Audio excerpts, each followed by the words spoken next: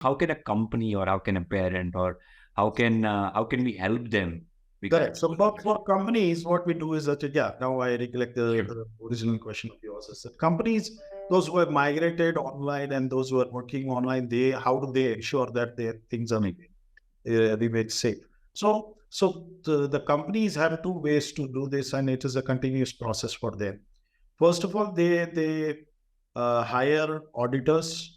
There are certain standards which they have to follow, and those standards are basically guiding them to derive certain policies and processes.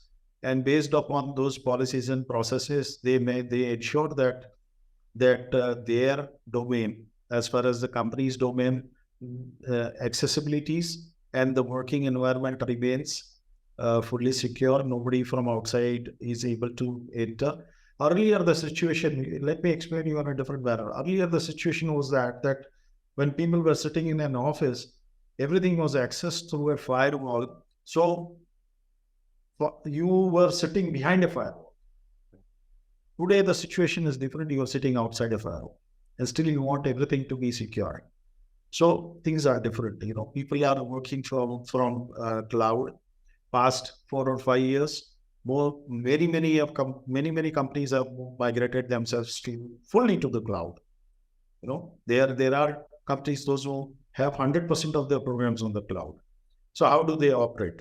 They have to make. So there are ways and means. There are multiple security layers which are to be deployed. There are multiple policies and multiple processes which are to be adopted. So this is one which we do as far as the companies are concerned.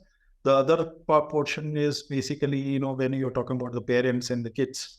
So there are awareness programs which are available. There are a lot of videos which are available. There are a lot of I go and take programs in the schools and colleges to make the students and make their parents also aware of that. What are the threats which are available which are mainly posing into the cyber world. Specifically, when you're talking about cyberbullying or sextortion and those kind of things, when you're talking about, it's very, very dangerous, and everybody are vulnerable to them. So it's not only cyberbullying; it is socializing attacks also, which are very, very vulnerable. And so sextortion, of course, is creating a hell lot of issue nowadays in the cyber world. So these are to remain protected on all these things. We need the awareness.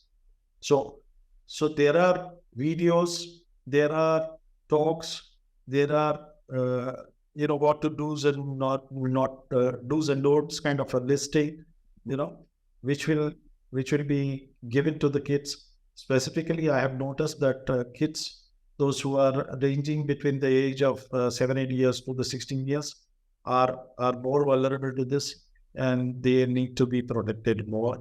Their parents needs to learn so many other things, because then there will be a huge difference and there will be a huge gap between the knowledge of the parents and the knowledge of the kids.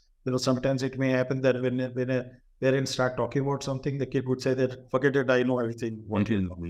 Yes. But still, do's and don'ts, which are very important aspects, those needs to be updated, and in a regular manner, they need to be, adopted as a practice, within a family.